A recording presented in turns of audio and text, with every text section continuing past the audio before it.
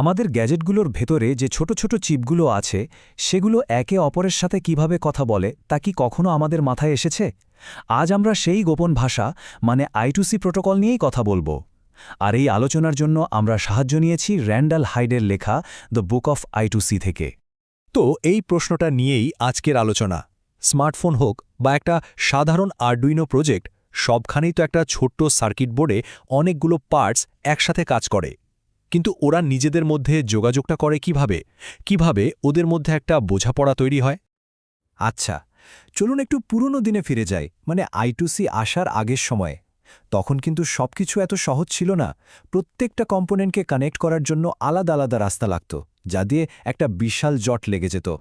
একবার ভাবুন তো, প্রত্যেকটা ছোট ছোট কাজের জন্য ডেটা পাঠানোর আলাদা রাস্তা, মানে অনেকগুলো তার, অনেকগুলো কানেকশন, যা পুরো সার্কিট বোর্ডটাকে একেবারে জটিল করে ফেলত। আর এই জটিলতার ফলও ছিল বেশ মারাত্মক। খরচ তো বাড়তই, সার্কিট বোর্ডে জায়গাও লাগত অনেক বেশি। আর এত তারের মধ্যে ইলেকট্রিক্যাল নয়েজ বা গণ্ডগোলের ভয়ও থাকত। সত্যি বলতে ইঞ্জিনিয়ারদের জন্য এটা ছিল একটা দুঃস্বপ্নের মতো।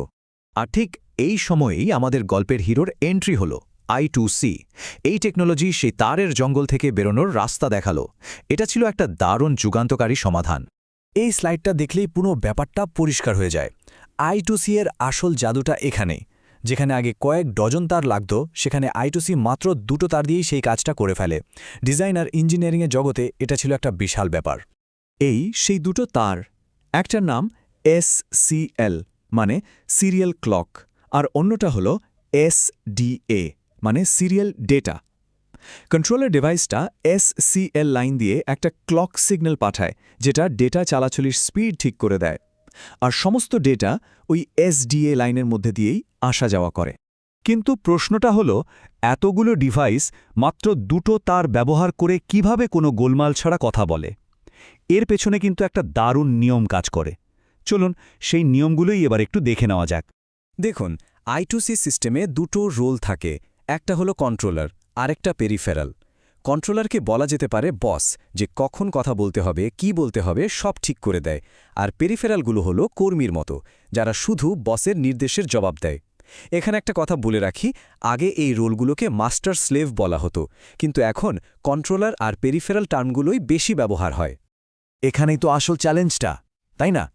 যদি সবাই একসাথে কথা বলতে শুরু করে তাহলে তো একটা হট্টগোল লেগে যাবে, কিছুই বোঝা যাবে না। I2C এই সমস্যার একটা খুবই এক্সপার্ট বা ইন্টেলিজেন্ট সমাধান বের করেছে। এই সমাধানের মূল চাবিকাঠি হল ওপেন রেন লজিক। এখন এই নামটা শুনে কঠিন মনে হতে পারে, কিন্তু এর মানে খুব সহজ।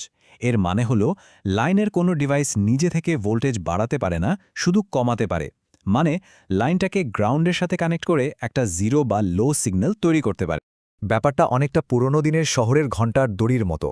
ধরুন, একটা পুল আপ রোধক নামের যন্ত্রাংশ একটা স্প্রিংয়ের মতো কাজ করছে, যা সবসময় লাইনটাকে টেনে হাই বা এক অবস্থায় ধরে রাখছে। যখন কোনো ডিভাইসের কথা বলার দরকার হয়, সে দড়িটা টেনে লাইনটাকে লো বা শূন্য করে দেয়।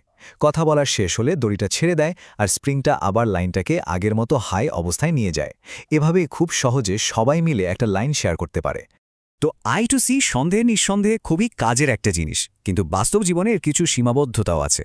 চলুন এবারের স্পিড আর কিছু প্র্যাকটিক্যাল লিমিটেশন নিয়ে কথা বলা যাক। I2C কিন্তু বিভিন্ন স্পিডে কাজ করতে পারে। যেমন স্ট্যান্ডার্ড মোডে এর গতি সেকেন্ডে 100 কিলোবিট থেকে শুরু করে হাই স্পিড মোডে 3.4 মেগাবিট পর্যন্ত হতে পারে। মানে কাজের ধরন অনুযায়ী ইঞ্জিনিয়াররা দরকার মতো স্পিড বেছে নিতে পারেন। এর একটা খুব গুরুত্বপূর্ণ সীমাবদ্ধতা হল বাস ক্যাপাসিট্যান্স। 400 পিকোফ্যারাড সংখ্যাটা হয়তো একটু টেকনিক্যাল শোনাচ্ছে, তাই না? কিন্তু ব্যাপারটা আসলে সহজ। ধরুন একটা সরু জলের পাইপ। এখন ওই পাইপে যদি অনেকগুলো ট্যাপ লাগিয়ে দেওয়া হয় বা পাইপটা যদি অনেক লম্বা হয়, তাহলে কি হবে? জলের চাপ কমে যাবে, তাই তো?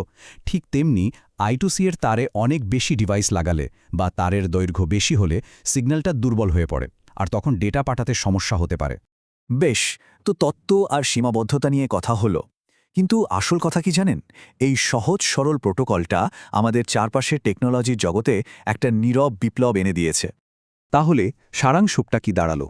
I2Cর সবচেয়ে বড় সুবিধা হলো এর সরলতা। মাত্র দুটো তার, আর প্রত্যেকটা ডিভাইসের জন্য একটা করে ইউনিক অ্যাড্রেস।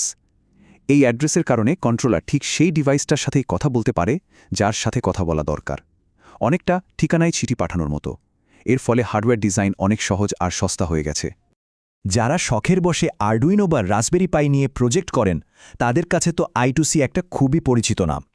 আসলে এই টেকনোলজিটাই বিভিন্ন সেন্সর, ডিসপ্লে আর অন্য মডিউলগুলোকে খুব সহজে এই বোর্ডগুলোর সাথে কানেক্ট করতে সাহায্য করে।